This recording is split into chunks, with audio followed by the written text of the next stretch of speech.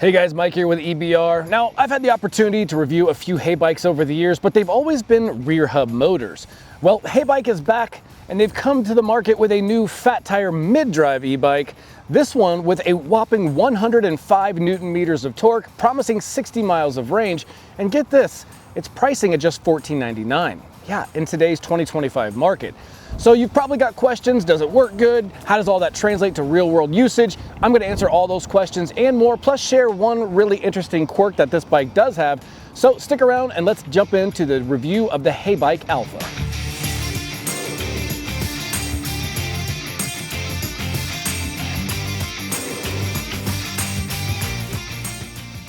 All right guys, so the new Heybike Alpha, this is a fat tire e-bike, like I said, with a mid-drive. Now this is priced at $14.99, and yes, that's really aggressive pricing, even with today's tariffs. So I would say just check those prices often if you're interested in the bike, because prices seem to be kind of changing daily right now, and I don't know by the time this goes live where pricing will be. Now with that said, this bike is UL 2849 certified, and the battery is UL 2271 certified. And then I did some digging on the new MIVICE motor, and that actual motor unit itself is also UL 2849 certified. So lots of consumer protection built into this bike. Now they say this bike weighs 71.6 pounds, and when I saw that number on the website, I thought that's a really specific number. They must have just gotten that right on the nose. But when I got this in for testing, I did throw it up on a scale because I always like to compare real world numbers versus what they advertise. And for me, this one came in to about just shy of 78 pounds with the battery in it. So the way you see it, that includes racks, fenders, the headlight, everything. And when you take the battery out, it goes down to about 70.5, and the battery itself is right around 7.5 pounds, like 7.4 specifically, which is pretty light for a battery that gives us 60 miles of range. Now, in terms of colors and framing sizes, this one is available in both a step-through frame and a high step. This is the high step with the high bar here, but if you want a low step-through frame where you can just pass over at the motor there, they have that as well. Now, colors are interesting here. They do one color size for the high step, which is this Galaxy Black. Now, in all honesty, I thought it was a gray. When I got the bike in person, to me it just looks like a gray bike, but they call it Galaxy Black. It may be lighting or it may be just the way we're seeing it. Now in the step-through frame, that one comes in a pearl white. So if you get the step-through frame, you get the white bike, and if you get the high step version, you get this Galaxy Black. Now in terms of sizing, the step-through frame fits riders from 5'1" up to 6'1", and this one, the high step, fits riders from 5'3" up to 6'3". Now, in terms of this frame, I think it's a really good looking frame. They have some really nice looking lines on this frame, and this is a bike that when we got it in from Heybike, a couple of us in the office were taking it out of the box, and I think everybody agreed that we like the new lines on this frame. It's not too bulky anywhere. It's enough to carry the battery, and other than that, you just have your big 4-inch tires. We think it's a pretty good look overall. Some geo numbers for this: it's got a 48-inch long wheelbase from the rear hub to the front hub, or vice versa. The reach up top is about 16.5 inches, and you do have a fixed stem, so you're not going to be adjusting that. And the standover height on this one is about 29 inches, and then you have about 5 inches of adjustability here in the seat post to kind of dial in based on your height. Now, when it comes to wheels and tires, we have a 26-inch wheel here that has offset spoke patterns for a better footprint and a more stable grip from the tire to the wheel. And then that's wrapped in a 26 by 4-inch wide fat tire with some nice knobby all-terrain tread pattern. And these tires, they say you can run them up to about 20-25 PSI. I've been running even lower, around 15 to 18 PSI, and that just gives a lot of comfort, and I still have plenty of traction for anything I'm doing when I'm riding the bike. Now, when it comes to things like fenders and racks, yes, those are included and no extra charge. That's included with the price of the bike at $14.99. And you do get composite fenders, which I'm always a fan of, especially on anything that's meant to go off-road. They can just take more of a beating. They're not gonna bend, they're not gonna rust, they're not gonna rattle like metal ones do. Sure, metal ones can be painted and may look a little bit better at first, but I think in the long run, for the real world usage of a bike that can go anywhere, plastic is the way to go. Now, racks. This does come with a rear rack here. As you can see, it is attached at several points along the seat stay. It's super durable in place. Plus, it comes with this cargo accessory strap, which is kind of nice that they include it. You can just not have to go buy a bungee cord or strap it on yourself.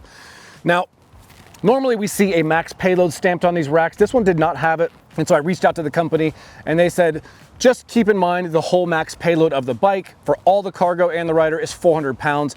Now, personally, I don't ever put more than maybe 50 pounds on a rear rack, so I would just say carry that guidance with you on this bike. So around 50 pounds on the back, 350 with your rider, and you have a 400-pound total payload here. Now, when it comes to lighting, they also hooked up the bike in lighting. So we have a front LED headlight, plus a rear tail light and brake light feature, plus turn signals built in. So this is something that could equally play on the weekends off-road, or you could use it around town to commute and grab your gear and be seen at night with the front and rear headlights and turn signals. All of that, really nice offerings in a baseline model like this. All right, guys, so the star of the show for the Heybike Alpha is going to be this MIVICE or MIVICE. I'm not sure on the correct pronunciation, but this motor, I've dealt with this brand several times. I've dealt with MIVICE motors on a few different bikes that I've reviewed over the past couple of years, and I always had really good thoughts about those motors. They were always very quiet and they were always very smooth with really good power. But this time around, I got to see it in a mid-drive, and I had a lot of questions, like you probably do as well. Was it going to be just as smooth? Was it going to be just as quiet? Would it have good power? And frankly, I get to report an enthusiastic yes to all of those questions. It was very quiet, it's very smooth, and it's very powerful. Like I said earlier, pumping out 105 Newton meters of torque. So with mid-drives, you see numbers like 250 watts or 500 watts like we see here.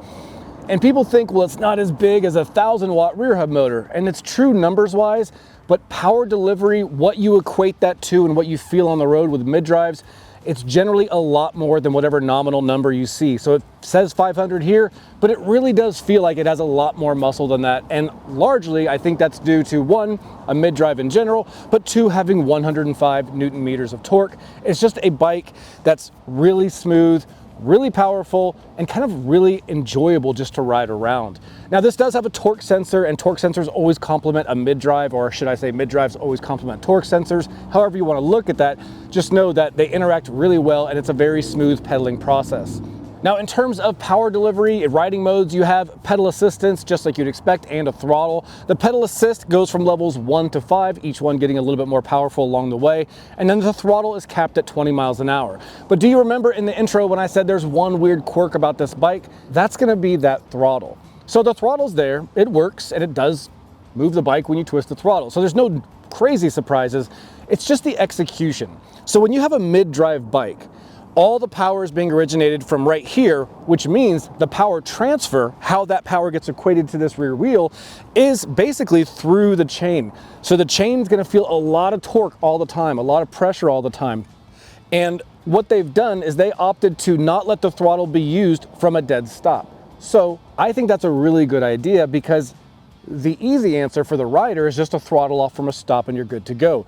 But when you have a mid-drive bike, you could easily quickly wear out your chains or even damage some component parts if you just do really high torque right off the line on thin metal pieces like this. So Heybike kept that in mind. They want your bike to last a little bit longer, and they said, let's reduce the throttle, can't use it from a stop. And then when you do use it, it's generally only going to cost you around 15 to 18 miles an hour based on what gear you're in. It's a good cruising, almost like a cruise control feature. That's how they explained it to me, and that's just kind of how I used it. So just remember, this bike does have a throttle, but it's not the throttle you're thinking where you can throttle up past 20 or you can throttle from a dead stop and throttle everywhere you go. This bike's going to require you to pedal to get going, and then if you want to cruise around at 15 miles an hour with the throttle, you can. Just something to keep in mind. It is kind of its own unique quirk to this bike, but I think that's going to go a long way in making sure this drivetrain is preserved and these cassettes and chains aren't ripped apart in the first few months of riding. So maybe a little annoying to some on the front end, but on the back end, it's going to add to the longevity of the bike, and ultimately it's a net good for the bike. Now, in terms of powering that MIVICE 500-watt mid-drive motor, we do have a 48-volt battery that is integrated into the down tube of the frame. Now, it does come with a set of keys, so you can remove it for security or storage, and I'll show you how that comes out. So this bike comes with a set of 2 keys. Both of them do the same thing. The drive side, or the left side of the bike, has your key slot. Now, something to know about this bike as well, when you do drop the battery, this cover, on most bikes, it's attached to the battery, so you pull it out as one unit. But on this bike, the cover is separate, so that will come off. I'll put the cover to the side and then remove the battery. So I'll do a turn here, release the cover, protective case, and that comes out on its own. I would prefer to see this just attached to the battery, but this is how it comes. Then you have the battery itself, which has this little pull down lever, so you can get the battery out of its position in the frame. Now, this battery is UL 2271 certified. It only weighs 7.5 pounds and it has 14.1 amp hours, giving us 680 watt hours. Now, in terms of range, this setup, this little battery, they say gives up to 60 miles of range. Of course, I did a range test on myself on high PAS, and on high PAS, so basically full power the whole time, I got 22 miles. But that's going full blast the whole way. On the second test, I did a minimum PAS, so PAS 1, only going around 12, 13 miles an hour, probably averaged about 12. But that one covered 72 miles, and that's a very long time on the bike. So if you're modest in your speed and how you're riding, you can really stretch this bike out past its 60-mile range estimation, which is always a good thing. Now, I'm gonna put this back, and I'll do it by doing the opposite way I pulled it out. I'll put this battery in first, and then I'll do the cover. So I'll slide that in, you hear it click in place, and then I've got the cover that goes on as well.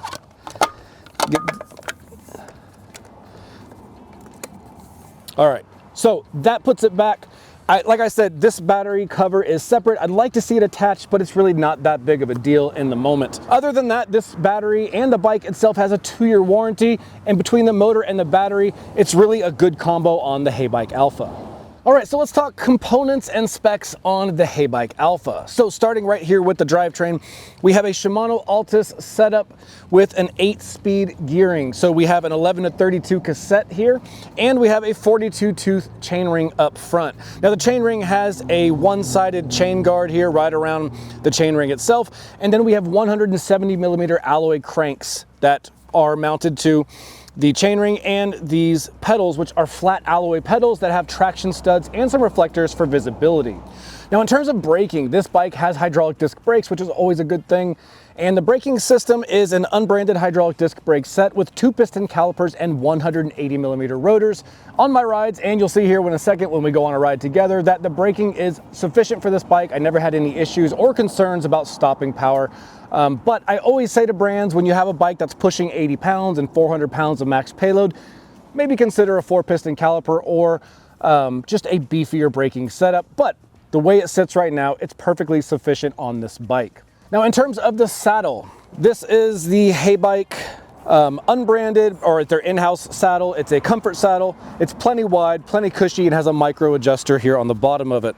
Its access to be adjusted is handled with this quick release lever. So as you can see, you can go from sitting on it to loosening it, adjusting it, or even pulling it out with just flipping that lever. Now up front, we do have a front suspension fork. As you can see here, it is a coil spring with a lockout on the right side and a preload adjustment, so you can kind of dial in that feedback of the fork as you ride.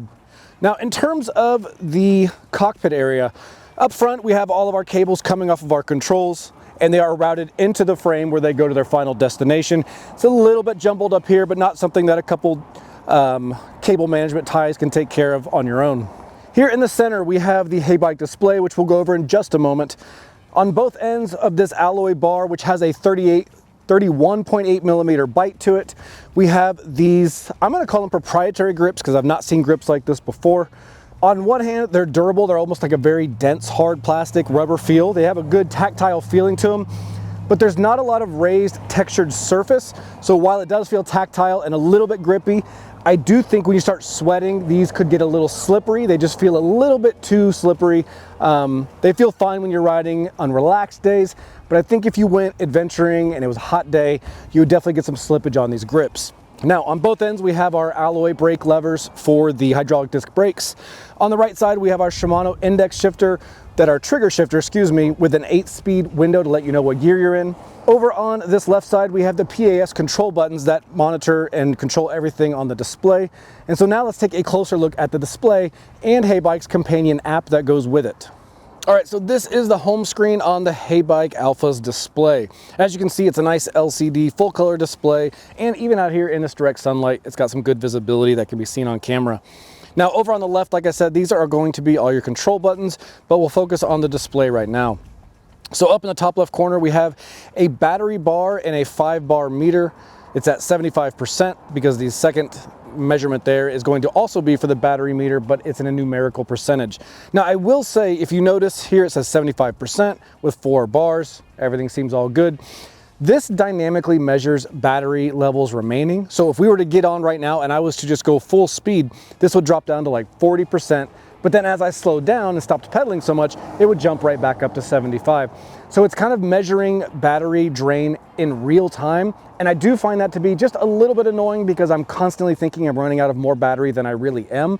So if I remind myself, I just look back in a couple seconds after I'm accelerating, then the battery's back to normal. But I would prefer to see them adjust the algorithm in this programming to something that just measures the actual state of the battery versus trying to constantly compensate for it based on how I'm riding the bike. Hopefully that makes sense, and we'll talk about it on the ride here in a second.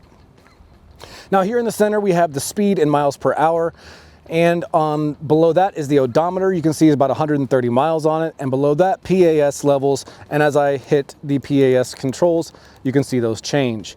Now, if you want to see some other data screens on here, you can tap the M button for menu or mode, and that will change to trip meter, which is also 130, our max speed, which is not registered for this ride yet, our average speed, and our voltage right now. And then we have our amps, watts, time of day, and then we're back to the odometer. Now, this does have some advanced settings. I'll show you really quick how to access them, but like most advanced settings on these type of displays, it uses a menu system that uses abbreviations and numbers. And when you buy the bike, you will get a little card that tells you what each means, but just know that any advanced settings will require that little card. So if you get it, just hang on to that or take a picture of it so you can access the settings. But to access them, we'll simply just hold plus and minus. And as you can see, we're taken to this P0 screen. And as you go through them, I happen to know this already, this is the screen brightness. So this can make the screen brighter as we're doing this. But there we go, PO1, PO2, I turn on the turn signal, PO3, and those just continue to go up through all the different menus. It's everything from wheel sizing to speeds to voltage. Lots of different settings you can tweak in there should you need to, but I'm gonna back out of this because I don't wanna change any of those right now and take us back to the home screen. But then there's also the app that goes with this bike from Heybike. So let's take a closer look at the Heybike app now. All right, so this is the Heybike Alpha's app, and they use this across Heybike's other bikes as well. You'll just pair it to the app when you get it, and it'll automatically detect what bike you have. Now, starting up here is the Bluetooth indicator, the battery indicator, and the settings icon, as well as a picture of the bike that just shows up when you pair it. Now right here it says PAS levels. You can pick between 0 and 3, so having 0 meaning no pedal assist, or 1 to 3, where the bike always starts at a minimum of setting 1 on pedal assist, or you can do 0 to 5 or 1 to 5. So they give you some flexibility on how you use the pedal assist. Now right here you got rides this week and time of the week, how much you spent riding it, but that only is active if you're recording your ride in the app, which I don't do when I'm riding, so it doesn't have any metrics. But as you can see over here, we have some, over 100 miles riding on it. Now down here we have the home screen, which is where we're at. And up in the top right corner is the little settings icon. So let's hit that and it gives us the name. This setting here allows other people to connect to the bike. If you don't want that and you're the only owner, you can turn that off so no one else could connect to it. But because myself and other people here ride these and test them, that allows all of us to pair the bike at once. Now, if you want to personalize things on here, you can go into this settings and you can change from kilometers to miles per hour or those PAS levels. Here in other settings, you can do the backlighting, personalized settings, reset the trip distance, and reset to default settings. And it looks like the top speed on this bike has been 39 miles an hour. We'll go back here. If you want to get rid of the bike, or say you sold it and want to unpair from the bike so they can do it, you just delete the bike from the app, and then you're back to the home screen. Now you have a couple icons down below. So if you hit this icon here, you'll get your ride tracking where you just press play, and then it'll start tracking your rides as you go. This icon here will take you to any of the closest dealers in your area that have some sort of agreement with Heybike. And as you can see, the closest one for me is about 100 miles in Las Vegas. Over here we have the kind of the Heybike just account screen. It's got my account and security options, my rides. If I needed help or servicing or wanted to go to the Heybike website, I would access that here. Or you could send them a message as well. And so to get out of this, you can just simply tap one of the other tabs and you're back to the home screen. And that pretty much wraps up everything you can do on the Heybike app. All right, guys, we're out here on the Heybike Alpha, and I'm catching a little gravel shortcut to our city bike paths here. And on a bike like this, makes for pretty easy work. This is actually really chunky gravel. I mean, some of these rocks are 3 inches thick. They're pretty big. But with 4-inch tires, you can pretty much roll over it and not even think about it, which is kind of fun. So the riding position on this is, it's a pretty typical flat bar setup up front and the handlebar, and then, but you have a nice kind of geometry of the frame and stem that kind of still puts you upright. So it's a bit of a hybrid position. You're not fully down forward aggressively, but you're also not perfectly upright like on a Dutch city cruiser. It's kind of that middle ground. And I think it balances it pretty well. So when I'm riding this, I'm on PAS1, and the pedal assist feels really, really good on this one, guys, which is what you can expect. Morning. Which is what you can expect with a mid-drive. Now, I've seen plenty of MIVICE rear hub motors, but this is my first mid-drive, and I always liked their rear hub motors because they were silent and smooth, but their mid-drive is just as good. I think this company, as a manufacturer of motors for e-bikes, feels like they've been flying under the radar.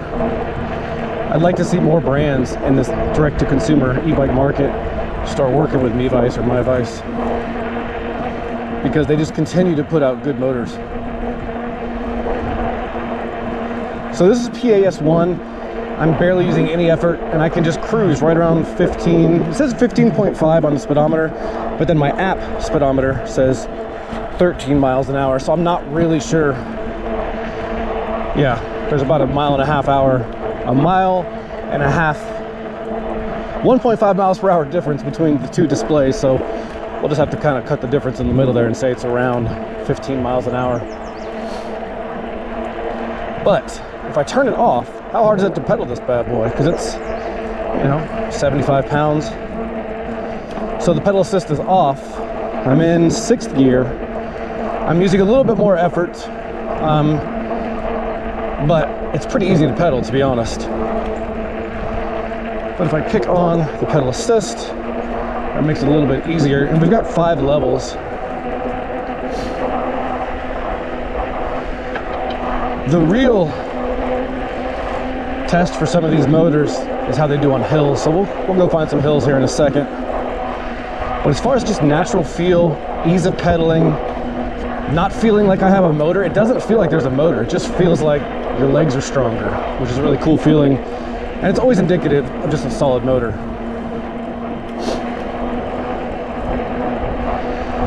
So the weird thing on this bike, and it's the big caveat. 1 second. Good morning. The big caveat on this bike is, yes, it has a throttle, but it's not like the typical throttle you're used to. And I'll show you what I mean. So right now we're in PAS2. I'm using very little effort. The pedal assist feels good, 16 miles an hour. Now, if I go full throttle right now and stop pedaling, watch what happens. Full throttle. It just maintains 15. It's just holding. Kind of a cruise control option. And Heybike says they did this by design to protect the mid-drive motor from ripping apart the drivetrain. If I crank that throttle and that mid-drive motor yanks on that chain to pull the rear hub and the rear tire and start moving us, that constant high torque pulling on the chain is eventually going to just rip it apart. Not rip it apart, that's a dramatic way of saying, just wear out all the rollers, all the hinges of the chain, the cassette teeth, everything will get chewed up. So this is a way to protect that. But now let's go to a higher level of PAS. We can see it holds us at 15 miles an hour, but what about like 19 or 20, close to the limit? Let me get down this little downhill and we'll try that.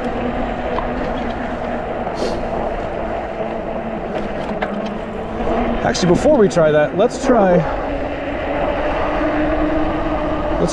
throttling at lower speeds to see if it'll hold it. So I'm going to slow down to about I don't know, 10. Let's see if it holds that. So right now we're about 9, 10. I just heard the throttle engage. And so that is picking me up. It's actually accelerating me up to that 15 miles an hour. But let's go to PAS6 or PAS5. Let's bump it up all the way and see if that changes the throttle at all.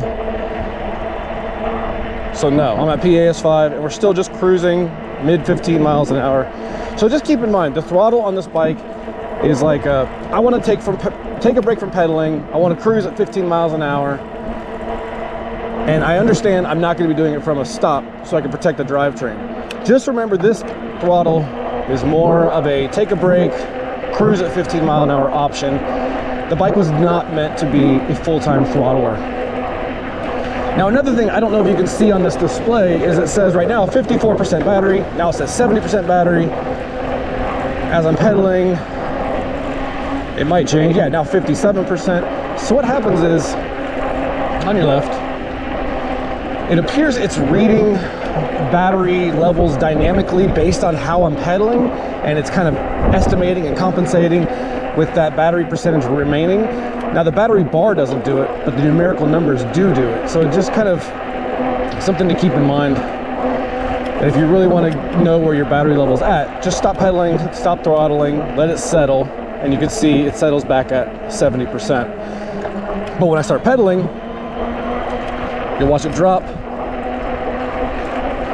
57%. So just keep that in mind. Don't let that scare you. And if you really want to know where you're at, just stop using any power, let it settle, and there it goes. It settles at 69, 70%. All right, let's hold this throttle on a little hill we have up ahead. It's a 9% grade, but it's short and punchy. And I'm curious how this throttle response on this bike, because it's kind of a cruising feature, how it will respond to this short hill. And then once we're done with that, we'll go around the corner to the residential area, and there's a big sustained climb that's about 5 to 7%, about a quarter mile long. And on that one, I'm gonna pedal and just see like how this 105 Newton meters of torque does just pedaling normally up a hill. All right, so there's that little punchy grade right there. I've just hit the throttle. You see the speed settling back down to about 15.5 miles an hour. And I'm just gonna hold this and we'll see what it does on this hill. I'm actually not sure. I don't know if it's gonna push any more power because of the whole drivetrain protection. So I can see we're dropping already. So yeah, this throttle is not, so as soon as I start pedaling, boom, we speed right back up going up the hill. So that throttle, guys, it's really, you're on flats, you're taking a break from pedaling, you just wanna cruise around 15 miles an hour.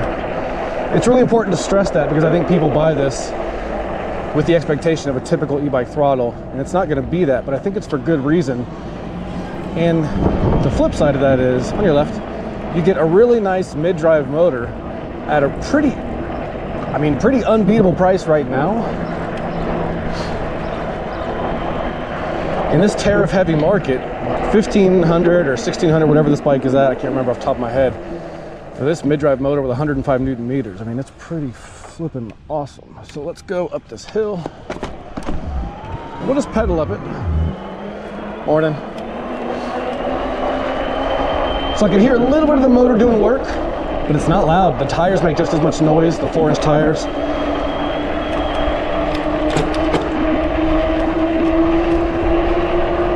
And so I'm not doing a lot of effort. I'm not trying hard. I'm not out of breath. I'm just pedaling, and we are accelerating up a hill, which is really fun. But notice my battery's at 17% because the motor's working really hard. The battery's pumping a lot of juice. When I stop at the top of the hill, that'll jump back up to the high 60s. So there are some quirks with this bike, but really, that's a little thing like a programming quirk they could change with it over their update in the app. And it's kind of a non-issue. But just casually pedaling 23 miles an hour up the hill, if I go to a lighter gear and pedal a little faster, I can see we start to pick up speed a little bit. 24 miles an hour. And let's get up to 28. Now I am pedaling a little harder just to get it up there. But as you can see, quickly reaching 28 miles an hour. on the display, not so much on the app speedometer. Again, I don't really know which one is, you know, perfectly accurate. Just using them as a rough gesture.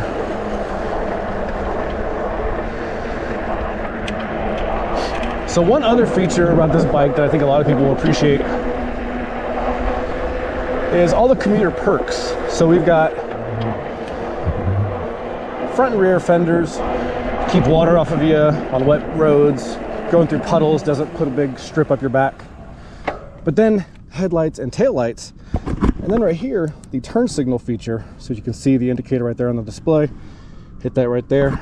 Now, traffic behind me knows that I'm turning.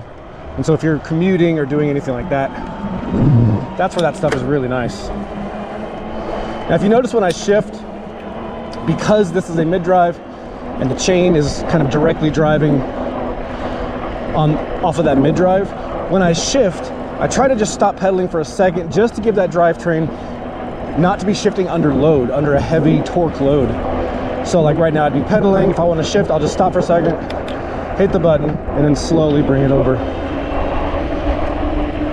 Let's check these brakes out going down this hill. So right now these are 2-piston caliper, 180mm rotors, hydraulic disc brakes. And so let's get up to speed here a little bit, and then we'll just do a quick brake check.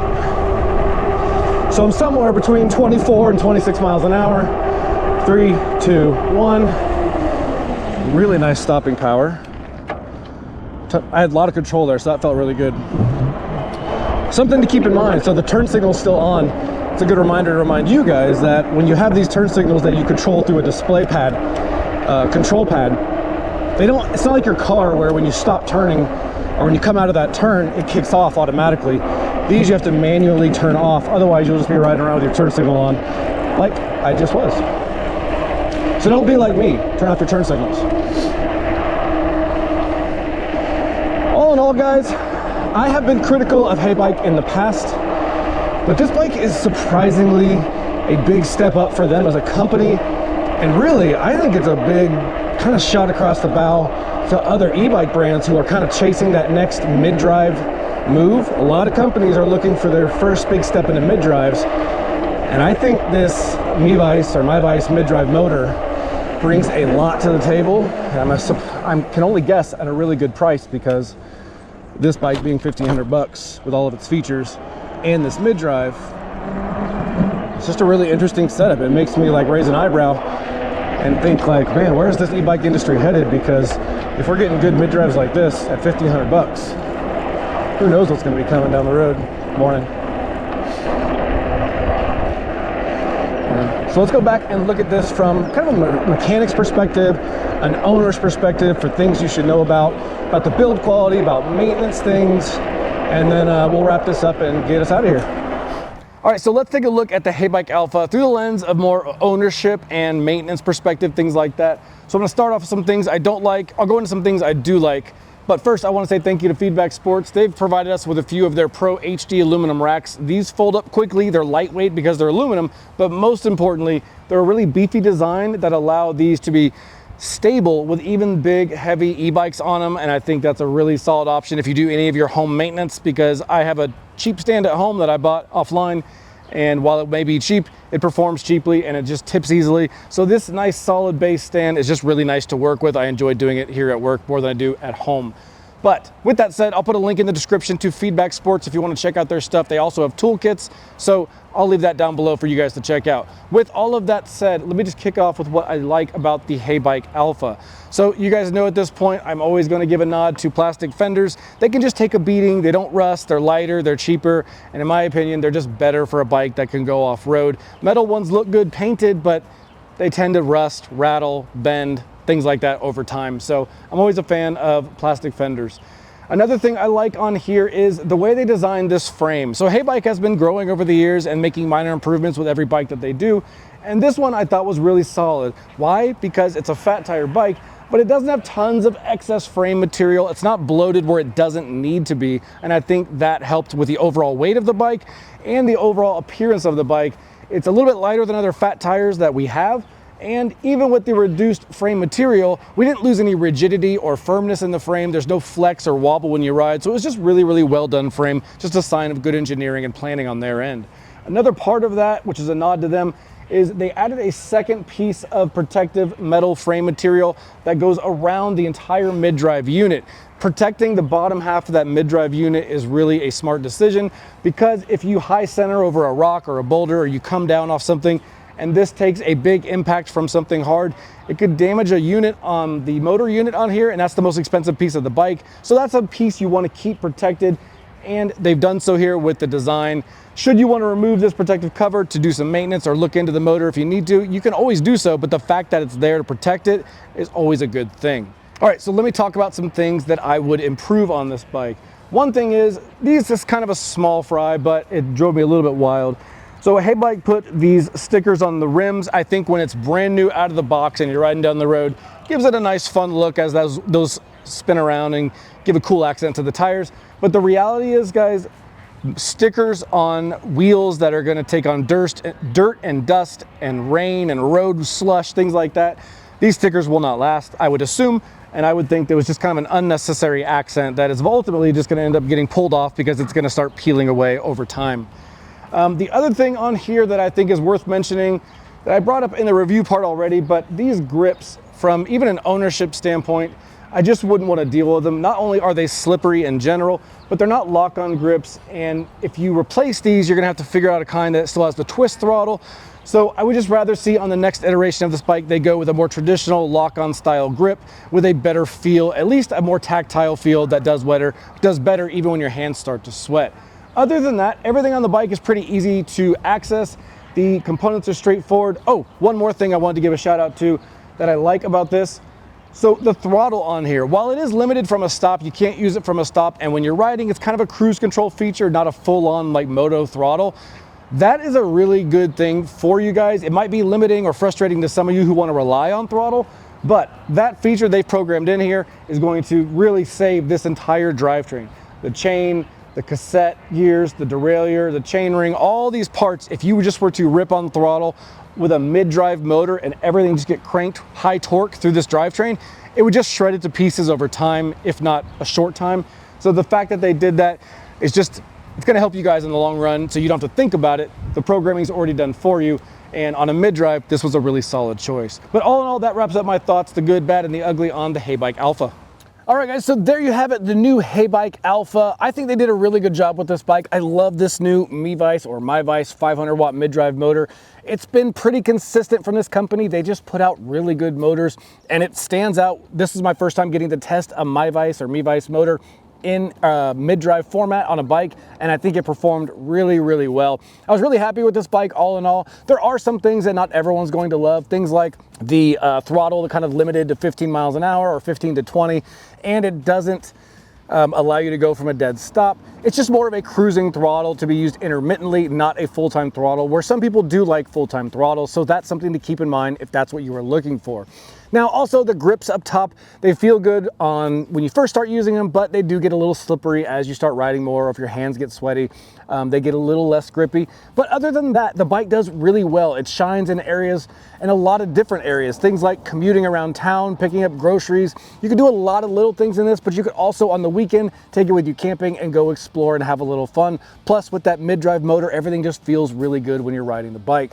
If you have any questions about this bike, drop them down below. I'll be sure to get back to you personally and kind of solve those questions for you.